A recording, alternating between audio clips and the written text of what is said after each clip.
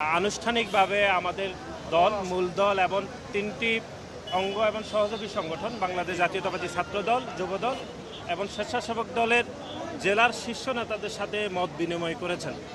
আসলে এটির কয়েকটি উদ্দেশ্য রয়েছে। একটি হচ্ছে সরকারের বয়স প্রায় 3 মাস চলছে। এই 3 মাসে সরকার যেই পদক্ষেপগুলো নিয়েছে সেখানে কি কারণে সে পদক্ষেপগুলো নিল সেগুলো নেতাকর্মীদেরকে জানানো হয়েছে এবং নেতাকর্মীরা যেন সাধারণ মানুষকে সেগুলো জানায় সে বিষয়ে নির্দেশনা দেওয়া হয়েছে।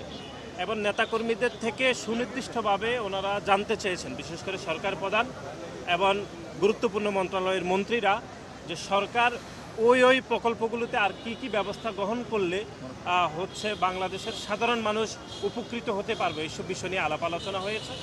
এখানে আরেকটি বিষয়, সেটি হচ্ছে যেরকম বিভিন্ন মন্ত্রণালয়ের মন্ত্রীরা বক্তব্য দিচ্ছেন, একই সাথে ওই মন্ত্রীদেরকে দেশের বিভিন্ন দূরদূরান্ত থেকে আগত আমাদের যে ছাত্রদল, যুবদল, স্বেচ্ছাসেবক দল এবং মূল দলের নেতাকর্মীরা তারাও বিভিন্ন পরামর্শ দিচ্ছেন এবং সরাসরি কোশ্চেন করছেন যে এটি কেন নেওয়া হয়েছে বা এই পরিকল্পনা নেওয়া ভুল ছিল নাকি সঠিক ছিল, সকল বিষয়ে একটা জবাবদিহিতার আওতায় আনা হচ্ছে। এবং এটি সরাসরি মাননীয় প্রধানমন্ত্রী বলেছেন যে কোশ্চেনগুলো যেন একজন জনসম্পৃক্ত হয় সে বিষয়ে তিনি কথা বলেছেন।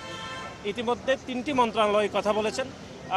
একটি হচ্ছে ক্রীড়া মন্ত্রণালয়, তারপর হচ্ছে স্বাস্থ্য মন্ত্রণালয় এবং ধর্ম মন্ত্রণালয়। এই 3টি মন্ত্রণালয় কথা বলেছেন। আরও 8টি মন্ত্রণালয়ের মন্ত্রীরা কথা বলবেন এবং গুরুত্বপূর্ণ প্রশ্ন শুনবেন, মতামত দিবেন। তারপরে গণপ্রজাতন্ত্রী বাংলাদেশ সরকারের মাননীয় প্রধানমন্ত্রী উনি সমাপনী বক্তব্য দিবেন। এটা কি এমন কি না জবাবদিহিমূলক একটা সেশন যেখানে দলের নেতাকর্মীদের কাছে তাদের মন্ত্রীরা প্রশ্ন উত্তর দিচ্ছেন এবং সে সঙ্গে জবাব দিতে নিশ্চিত করছেন জনগণের জন্য বিএনপি সরকার কী করছে?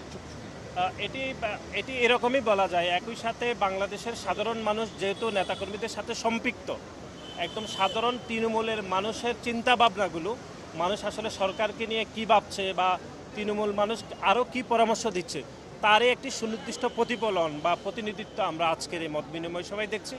আমরা আশা করছি এটির মাধ্যমে সরকারের জবাবদিহিতা নিশ্চিত হবে এবং একই সাথে সরকারের যে ভুল ত্রুটিগুলো হচ্ছে সেগুলো শুধরে সরকার আগামীতে আরও ভালোভাবে এগিয়ে যাবে বলে আমরা প্রত্যাশা রাখছি।